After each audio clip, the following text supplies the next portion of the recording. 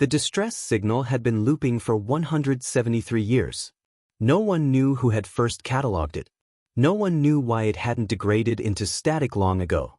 It simply existed, repeating the same fractured human transmission across the void, a ghost of a voice that refused to fade. Requesting assistance, crew, still here? Most captains ignored it.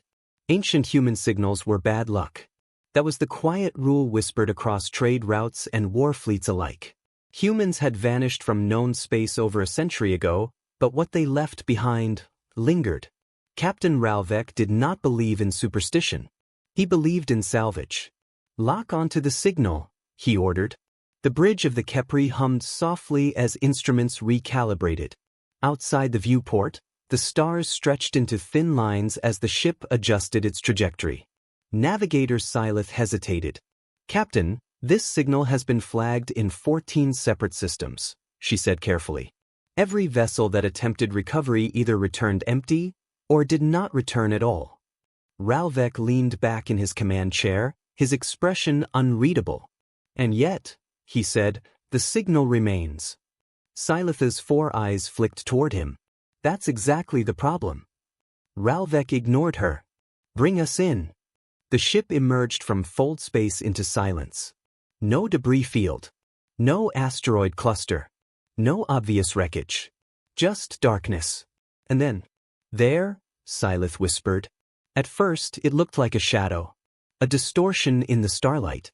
But as the Kepri drifted closer, the shape resolved into something unmistakable. A human vessel. Massive. Broken. Its hull was scarred with deep fractures, as if something had tried to tear it apart from the inside. Sections of plating hung loose like peeling skin. Entire segments were blackened, burned beyond recognition. The name was barely visible along the side. Urbis 9. Human Deep Expansion Class, Syleth said quietly. Pre-vanishing era. Ralvek leaned forward slightly. Scan it. The results came back wrong. No active power signatures, Syleth reported. No thermal output. No life signs. She paused. However, Ralvek's gaze sharpened. Speak. There is movement inside. Silence fell over the bridge. Define movement, Ralvek said. Syleth adjusted the scan, her claws tapping rapidly across the console. Internal motion across multiple decks. Irregular patterns. Not mechanical. She hesitated. Resembles walking. That's not possible, one of the crew muttered. Ralvek didn't correct them. He simply watched the drifting ship. No life signs? He asked again. None, Syleth confirmed. Whatever is moving, it isn't alive. The distress signal crackled again over the speakers. Still here? This time, it sounded closer. Clear. Ralvek stood. Prepare a boarding team. Syleth turned toward him sharply. Captain, we should reconsider. This matches multiple flagged anomalies associated with profit, Ralvek interrupted. He gestured toward the viewport. That ship predates human disappearance. Its data cores alone could rewrite entire sectors of our archives. And whatever is inside it? Syleth pressed. Ralvek's voice remained calm. We will observe. We will document. And if necessary, he rested a hand on the sidearm at his belt. We will survive. The docking procedure took longer than expected. The human ship did not respond to standard interface protocols. No lights activated. No systems acknowledged their presence. It simply existed. Cold. Unmoving. Watching. Airlock integrity confirmed, came the report. Ralvek stood at the head of the boarding team. 6 soldiers, Syleth, and himself. Remember, he said, we are here to investigate, not engage. One of the soldiers let out a low breath. And if it engages us? Ralvek's expression didn't change. Then we learn faster. The airlock doors groaned as they forced them open. A wave of cold air spilled out, dry, stale, untouched for generations. The team stepped inside. Darkness swallowed them. Helmet lights flickered on, cutting thin beams through the black. The corridor stretched ahead, long and narrow, its walls coated in frost. Ice crystals clung to exposed wiring. The floor was littered with debris, tools, fragments of metal, something that might have once been a helmet. Atmosphere is stable but thin, Syleth reported. No active life support. Their footsteps echoed. Too loudly. As if the ship were amplifying the sound. Listening. Stay close, Ralvek ordered. They moved deeper into the vessel. Doors lined the corridor, most of them sealed. Others hung partially open, revealing glimpses of abandoned rooms, sleep quarters, storage bays, workstations frozen in time. Everything was exactly as it had been left. Except for one thing. Captain, Syleth whispered. Ralvek turned. What is it? She pointed at the floor. Footprints. Not old ones. Fresh. They led down the corridor. Into the darkness. That's not possible, one of the soldiers said. No, Syleth agreed. It isn't. A sound broke the silence. So, faint. The step. The team froze. Another step followed. Slow. Dragging. Uneven. It was coming from ahead. From somewhere beyond the reach of their lights. Ralvek raised his weapon slightly. Hold position. The sound grew closer. Drag. Drag. Something moved in the darkness. A figure emerged. A human. Its suit was torn open, exposing pale, frozen flesh beneath. The visor of its helmet was cracked, one side shattered completely. Its eyes were open. Clouded. It took another step forward. No breath fogged the air. No heartbeat registered on scanners. Yet it moved. Syleth's voice dropped to a whisper. Captain. Ralvek didn't answer. He couldn't. The human stopped just a few meters away. Its head tilted slowly as if studying them. It smiled. No one moved. No one breathed. Even the faint hum of their suits seemed to fade beneath the weight of what stood before them. The human remained where it was, tilted, smiling, unmoving now. As if waiting. Life signs? Captain Ralvek asked quietly. Syleth's hands trembled over her scanner. None, she whispered. No pulse. No neural activity. No heat beyond ambient. It is. Dead, one of the soldiers finished. Ralvek didn't correct him. Because it was true. It was dead. And yet it had walked. The human's head twitched. Just slightly. Then it straightened. Its cloudy eyes locked onto Ralvek. A sharp burst of static cracked through their comms. Everyone flinched. Still working? The same voice from the distress signal. But this time, it wasn't coming from the ship. It was coming from the human. Weapons raised instantly. Captain, one soldier shouted. Hold! Ralvek snapped. The human took another step forward. Drag. Identify yourself. Ralvek commanded. The human stopped. Its mouth opened. Too wide. Too slow. Crew, it rasped. The voice was layered, like multiple recordings overlapping imperfectly. Still here? A metallic clang echoed somewhere deeper in the ship. Then another. And another. More footsteps. Not one. Many. The corridor behind the human shifted with movement. Shapes began to form in the darkness. Captain, Syleth's voice was barely audible. We are surrounded. From side corridors, from open doorways, from places that had been empty seconds ago. They came. Humans. Dozens of them. Some walked upright. Others dragged broken limbs behind them. One crawled along the ceiling, its fingers scraping against the metal with a slow, deliberate rhythm. Another's head hung at an impossible angle, yet its body continued forward without hesitation. All units, defensive formation. Ralvek ordered. The team tightened instantly, weapons tracking every movement. But the humans didn't rush. They didn't attack. They simply walked. Slow. Relentless. Watching. They're not behaving like predators, Syleth said, forcing her voice steady. Their movement patterns are coordinated. Coordinated how? Ralvek asked. She hesitated. Like they're following instructions. The first human, the one that had greeted them, raised its arm. The motion was stiff. Mechanical. Unnatural. It pointed. Not at their weapons. Not at their suits. At the corridor behind them. Captain, one of the soldiers said slowly. It wants us to move. Ralvex studied the figure. Then the others. Then the narrowing space around them. They are hurting us, he said. As if responding to the word, the humans took another step forward. All of them. At once. The formation tightened further. Weapons trembled slightly now. Not from weakness. From instinct. Why aren't they attacking?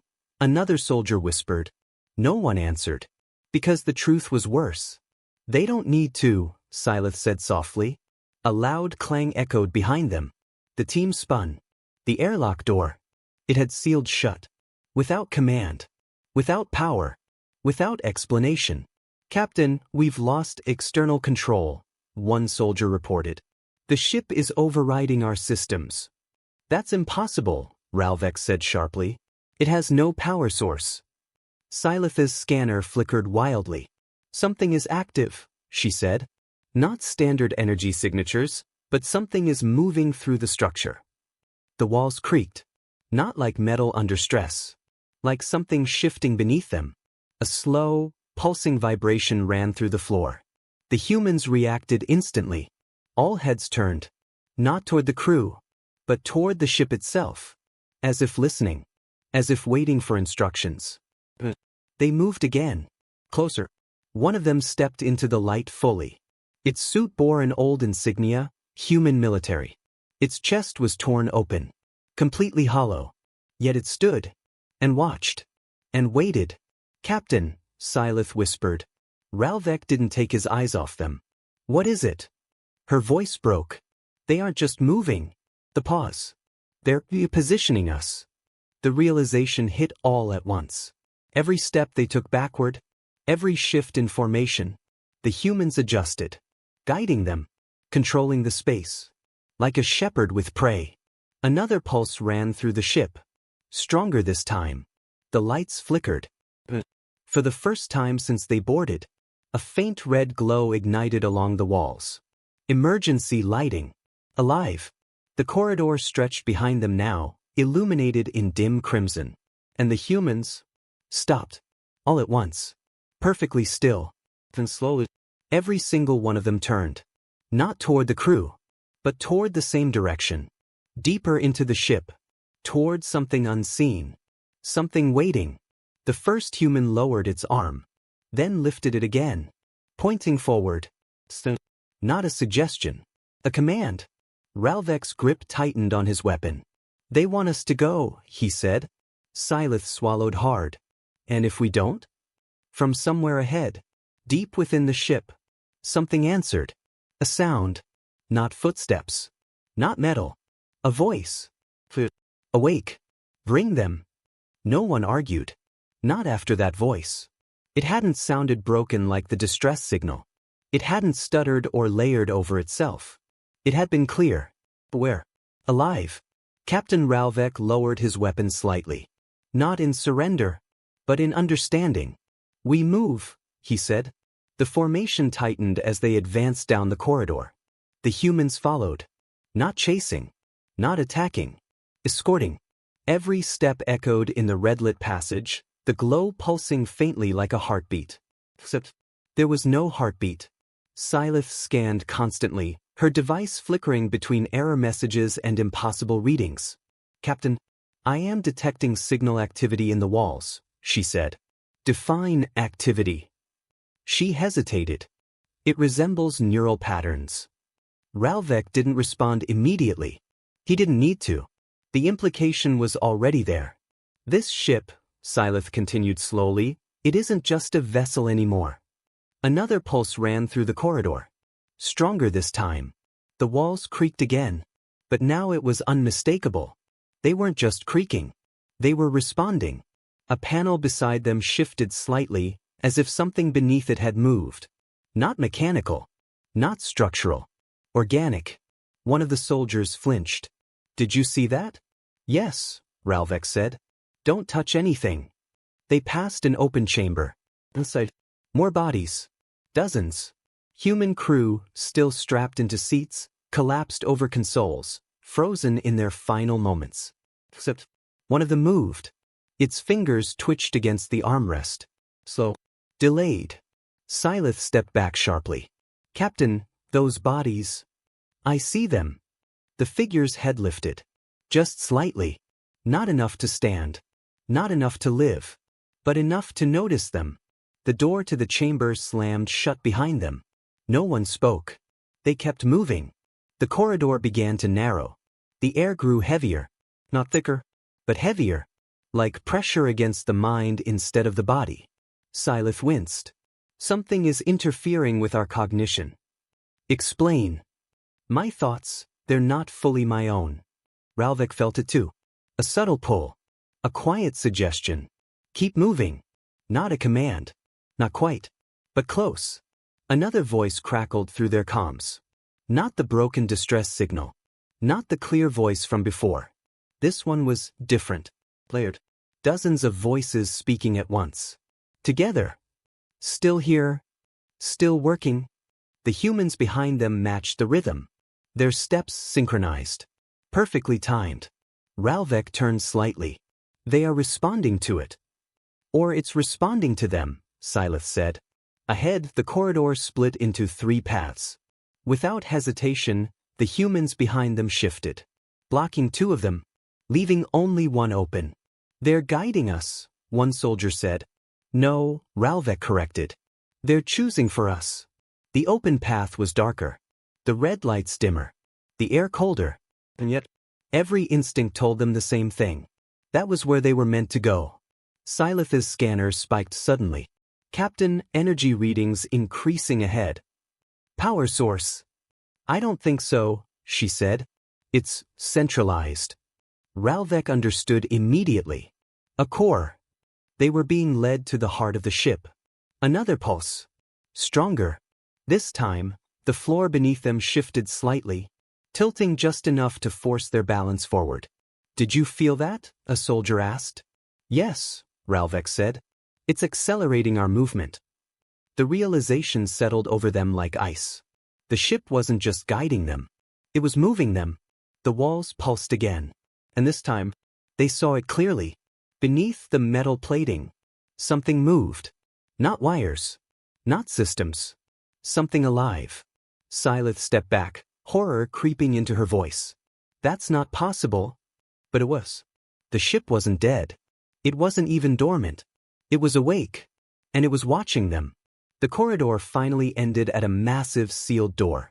Larger than anything they had passed so far. No controls. No interface. Just a smooth surface. And a faint, rhythmic pulse behind it. The humans stopped. All of them. Every single one. They stood perfectly still. Facing the door. Waiting. The voice returned. Close. You've arrived. The door split open. Slowly. A wave of heat rolled out. Not warmth. Not comfort. Something alive. Ralvek stepped forward. Despite every instinct screaming otherwise. Inside, the chamber stretched wide and deep. And at its center, something moved. Not a machine. Not a system. A mass. Flesh. Metal. Both. All fused together into something that should not exist. Scythe gasped. Captain. Ralvek didn't answer. Because at the center of that mass, something opened its eyes and looked directly at him. No one spoke. No one dared. The thing at the center of the chamber breathed. Not like a living organism. Not with lungs. But with the ship. The walls pulsed in sync with it. The floor trembled gently beneath their feet. The red lights flickered, each pulse perfectly timed. Inhale. The ship dimmed. Exhale. The ship brightened. Scythe staggered slightly.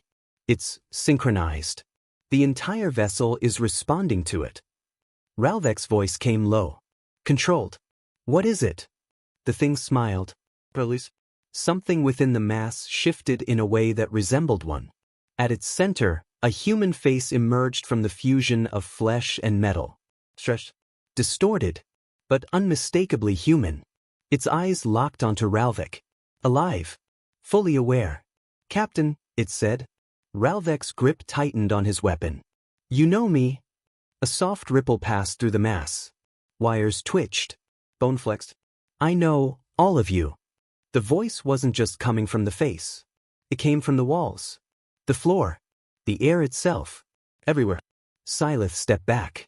This is impossible. You're a single organism, but your awareness. We are not single, it interrupted. The chamber pulsed. The humans behind them twitched. All at once. Ralvek glanced back. Every corpse stood motionless. Watching. Listening. We were many, the thing continued. Crew. Engineers. Pilots. The pause. Now, we are one. Scythe's voice shook. You integrated your consciousness into the ship. Adapted, it corrected gently. Another pulse. Stronger. The ship was failing. Systems collapsing. Life support gone. The human face shifted, almost remembering. So we changed. Ralvek took a step forward despite himself. You transferred yourselves into the ship? The thing tilted its head. No. The pause. The ship transferred into us. Silence crushed the room. Scythe whispered, that's not evolution, that's infection. For the first time, the thing's expression changed. Not anger. Disappointment. You still think in terms of loss, it said. The walls pulsed again. We think in terms of continuity. The mass shifted slightly, and something moved within it. Ships. Faces. Fragments of people. All still. All watching. Death is inefficient, it continued. So we removed it. Ralvek raised his weapon fully now. You're not alive, he said. The thing's eyes flicked to the weapon. Neither are you, it replied calmly. And then, everything moved. The walls surged. The floor trembled violently. The humans behind them took one synchronized step forward. Weapons fired. Energy blasts tore into the mass. And vanished. Not absorbed. Not deflected. Erased.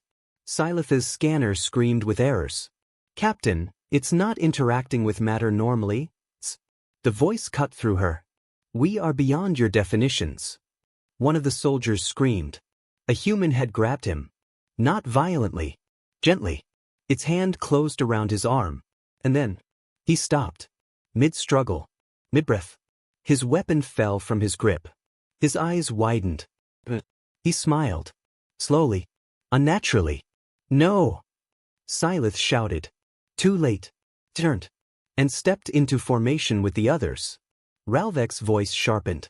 Fall back. Now. But the door behind them. The chamber tightened. The pulse grew faster. Stronger. You came because you heard us, the thing said. Ralvek backed away, pulling Scythe with him. You broadcast a distress signal, he said. A trap.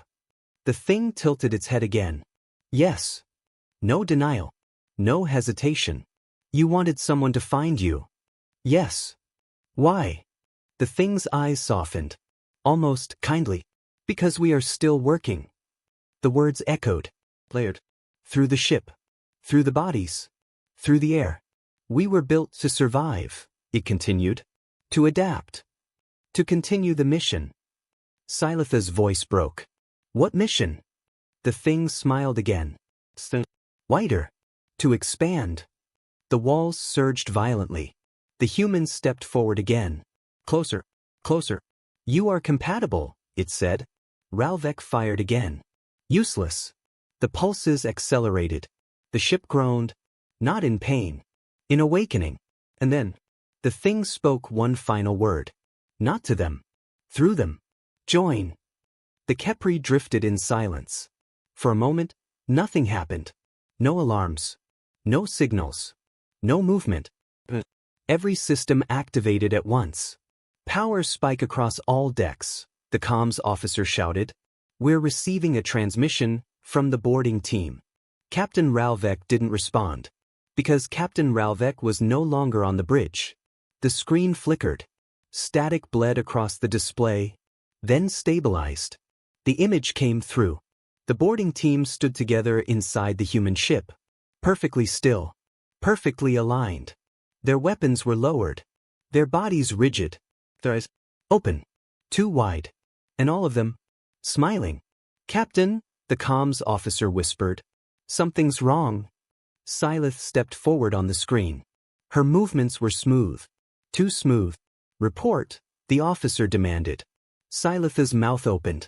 We found it, she said. Her voice was clear, stable, but something underneath it moved. A second tone. A layered presence. It is alive.